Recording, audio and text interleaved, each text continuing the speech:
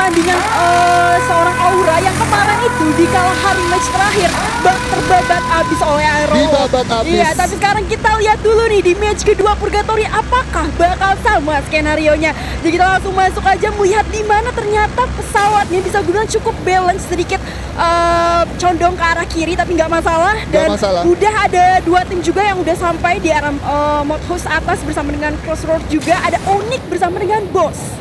Wow, ini Boss bakalan nyayur banget untuk di posisi mode house sendiri karena memang pergerakannya juga nggak terlalu cukup begitu riskan atau nggak begitu terlalu berbahaya ya, karena ketika lihat dari Boss sendiri itu dia memang udah bisa ngemakanin semua yang ada di area mode house. Ketika dia juga buat jalan ke arah field pun dia cuma hanya bisa ketemu sama Aerowolf, jadi nggak terlalu begitu berbahaya juga ya. Yes. Dan memang ada satu pemain juga dari Island of God yang udah ngambil Crossroad dan mungkin aja bisa ketemu kalau misalkan memang dari ternyata Island of God malah justru turun ke Brazil. Iya, Brazil di sini bisa bilang bener-bener ramai banget sebagai center of the map. Udah ada suara firing juga yang dibuka dan ternyata Lord yang harus langsung knock begitu aja oleh seorang Rahmat dari posisi DG. Ini sangat krusial untuk IOG, ditabrak lagi oleh seorang Dion pelan-pelan Bos. Ditarik dulu sebentar. Itu dia Dion berhasil mendapatkan satu knockdown lagi dari sebelah kiri. Go check cantik dulu Dion, tapi ternyata justru harus menjadi knock kedua untuk teman-teman dari DG. Dan ini dia Sasis cukup kemana-mana aimnya dari sebelah kiri cukup cepat juga respect bolanya, dan ini dia justru Abax yang malah harus ke knock dari DG Eternal. Wow, ini saudara DG benar-benar pecah banget. Tapi masih ada seorang Ferry dari belakang, cukup sekarang tapi masih bisa dan enggak. IOG harus puas di posisi ke-12 Tusun bisa gue bilang kali ini. Wah, gue ngelihat point view dari DG sendiri. Mereka sendiri punya senjata yang menurut gue nggak terlalu bagus ya, karena tadi sempat ada satu pemain dari Fori, dia cuma make Glock 18 ya, Glock 18. Dia coba buat melakukan satu distraksi sampai akhirnya memang dia juga terkena down. Tapi bagusnya dari sini dari DG Eternal, mereka nggak terlalu panik. Sebenarnya memang dari Island of God sendiri memang senjatanya udah bagus, mereka udah menang senjata. Tapi balik lagi dari setupnya, dari mereka coba buat melakukan satu inisiasi dari DG Eternal. Memang sempat ada satu pemain dari Abax sendiri yang terbaru di DG Esports, itu memang menjadi satu perubahan yang cukup signifikan ya untuk DG Eternal. Dan langsung aja kita langsung lihat standing round pertamanya. Dan inilah dia Aura Esports yang berhasil masih di atas betul dengan 46 poin, disusul dengan Aerowolf yang tadi sempat di shout out juga oleh analis kita yang katanya Fiskaloid bakal menjadi salah satu tim yang naik banget untuk di day match ke-10. Tapi nih ngomong-ngomong tentang DG Eternal yang baru aja nge-team wipe satu squad di posisi center of the map, sebenarnya tadi di arah Brazil itu nggak cuma mereka berdua, karena ada Dranix juga nih bersama dengan Devil dan kawan-kawan. Tapi mungkin karena open fire yang udah dibuka oleh dua squad tersebut, teman-teman dari Dranix yang sebenarnya menjadi posisi yang agak Brasilia bawah lebih decide untuk tarikmu dulu. Akhirnya kita nggak ngeliat kan ada third party dari teman-teman Dranix dan mereka udah mulai rotasi kedua di sini. Tapi itulah yang terjadi di arah Brasilia di early fight yang gue bisa bilang cepet banget. Dan untungnya juga dari DG Eternal ketika mereka satu grup sama Island of God. Jadi menjadi satu checkpoint juga untuk tim-tim yang tersisa dengan 5 tim yang ada di grup B, itu jadi cukup bisa buat seenggaknya dia udah dari DG Eternal udah bisa menangin satu tim yang mungkin bisa ngehalangin untuk bisa climb up point. Dan ini ada Onyx Ares ya. Onyx Ares yang tadi sebenarnya turun di arah Mount Villa, bergeseran sedikit ke arah dengan golf course juga. Tapi kalau misalnya mereka decided untuk ke atas atau ke arah Quarry, itu sebenarnya udah ada boom. Tadi kalau kita remind sedikit dari rounded mapping yang secara besar. Tapi kalau akhirnya dia decide untuk zipline atau jalan melewati jembatan ke arah sentral, itu udah ada Louvre juga yang sebenarnya mantengin gitu di pulau sebelah. Nah ini adalah tempat yang bisa gue bilang krusial untuk next rotasi dari teman-teman Onyx Ares, decided ke kanan atau ke atas gitu. Iya, kalau mungkin dari Onyx Ares itu sadar ketika dia coba dari garis pesawatnya itu dia sadar bahwa di sentral itu ada Louvre. Mungkin memang Onyx Ares bakalan milih untuk ke arah kiri karena memang mereka nggak mau juga riskan untuk melewati jembatan dengan polosnya. Kalau misalkan Louvre sadar ketika Onyx Ares bergerak, nah itu jadi satu advantage juga buat Louvre. Dan inilah dia ada player of the match kita juga dari Aura Esport. Ame, Ini adalah Aura Ame ya kan, Ame. Amin. Nah, ya ngomong-ngomong tentang Aura. Nah, ini yang tadi sempat kita bahas juga dari perhimpitan Moonvilla bersama dengan Golf Course. Ada Onyx Ares yang decided, oke, kita lebih milih ke arah atas nih karena nggak mungkin terlalu polos ke arah sentral. Tapi kalau ke arah atas di Marble Works ya udah ada tim Buya kita di match pertama. Nah, ada Aura nih. Yes, memang ketika melakukan satu make decision untuk melakukan satu rotasi ya memang agak cukup riskan juga dan kita harus bisa benar-benar aware juga ketika memang kita memutusin buat pilih satu tempat untuk turun dan ya kita harus bisa benar-benar harus ada pasti ada resikonya juga gitu kan. Betul. Ketika mereka mau mencoba buat objektif. Nah ini kalau sampai Boom Esport karena Quora ini cukup dekat dengan Marble Works juga di arah bawahnya bertemu dengan Aura, ini akan menjadi skenario yang sama ketika kita reminding tentang game pertama yang antara Boom saat itu dan ada beberapa member dari Aerowolf juga bersama dengan Aura nih. Nah iya tinggal kita lihat aja nih dari Boom Esport bakalan coba ngambil ke arah mana. Kalau misalkan memang dia coba buat terobos ke arah Marble Works untuk bisa ngamalin rumah pantai, gua rasa bakal ketemu sama Aura Esport. Oke, dan ini adalah Louvre King ya. Louvre yang tadi sebenarnya rotasi dari arah posisi sentral turunnya dan mereka berhasil untuk karena secure calling juga di sini. Jadi udah naik seberang pulau lagi. Oke, masih memantau dari teman-teman seorang Gits. Belum ada yang kelihatan nih kepalanya mana, udah siap di aim tentunya.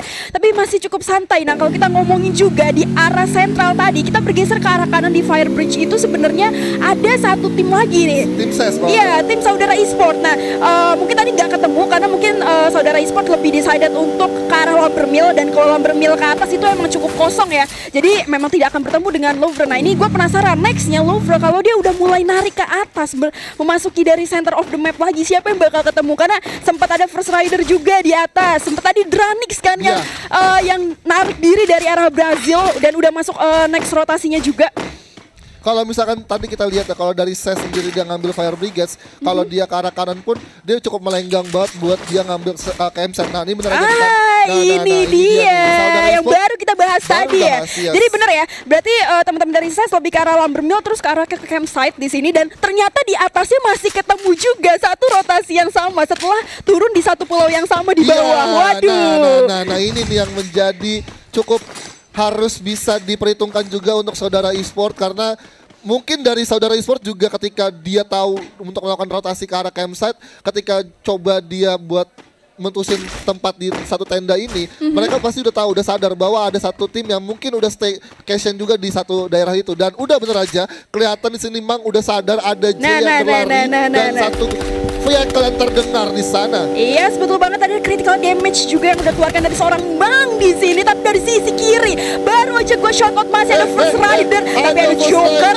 yang tadi dapat triple kill juga, masih berusaha untuk memantau apa yang bakal terjadi. Turun dulu karena udah pecah bro, firingnya di sana dan Bara berhasil kena seorang Gits juga, masih bersama dengan Venom. Di sisi lain Bara langsung finishing aja satu member dari Louvre, ada seorang Fader di sini berusaha untuk narik. Ini helot dulu bos, regen sedikit bos. Tapi ternyata Fader justru harus kena oleh seorang Darkhold di sini. Ada Notden juga bersama dengan Ombak yang masih berusaha untuk memantau dari sisi kanan. Udah ready, langsung diras begitu aja. Dan Ombak cepet banget langsung respect duluan mas. Gocek ke kiri juga, masuk dulu ke arah tenda kan, tapi enggak, masih dipantau sedikit. Kau berhasil mendapatkan J juga. Ombak di sini lumayan sakit, cepet banget bos. Glownya udah lumayan pecah, jadi ditarik dulu seorang Ombak di sini. Ada regroup, betul banget, cepet banget. Tapi ternyata Ombak masih cukup pecah, nggak bisa kabur karena posisinya choke point banget. Dan ya Bara yang benar-benar membara, tapi ternyata lumayan kepukul dan Saudara Esport harus puas di posisi ke-11. Wah, First Rider sangat mengejutkan. Tim Reverse Rider itu benar-benar membuat dua tim langsung rugi ya. Betul. Karena tadi ketika kita lihat dari point view-nya di mana tadi Louvre sendiri udah ketahuan posisinya dan ini ada dulu nih. Iya, karena masih dilanjuti 3 versus 1. Bruce ditabrak. Itu dia First Rider. Lagi-lagi ngeratain dua squad sekaligus. Yang sebenarnya nih, jadi gini nih skenario-nya ya, karena First Rider itu dia turun di campsite pertama. Dan akhirnya dia sebenarnya cukup jauh nunggu dua orang yang rotasi dari arah pulau bawah, yaitu Louvre bersamaan dengan oke, kita geser dulu di sini bersama dengan Dranix yang berusaha untuk firing, tapi ternyata Baung tuh nggak cukup ganas karena harus tumbang begitu aja. Yes, Kruger di sini berusaha untuk one shot one kill, tapi enggak. Kita bergeser lagi terhadap Rusty. Itu dia, kenapa? Kirain gak ada siapa-siapa, tapi ternyata ada orang. Langsung di finishing aja bersama dengan Lau yang berusaha untuk ke arah depan. Lau di sini berusaha untuk ngejagain sedikit biar nggak bisa dijemput bos. Dan ini adalah sebagai last man standing yang masih bisa gulu-gulu gaming. What a play, Lau! Wah, kita di sini disajikan dengan dua fight yang benar-benar panas banget. Dan memang sempat kita mau bahas dulu untuk sedikit ke arah tadi First Rider, di mana memang tadi timingnya dari First Rider bisa ngedapetin dua tim sekaligus. Iya, itu dari Lowfred bersama dengan saudara e-sport.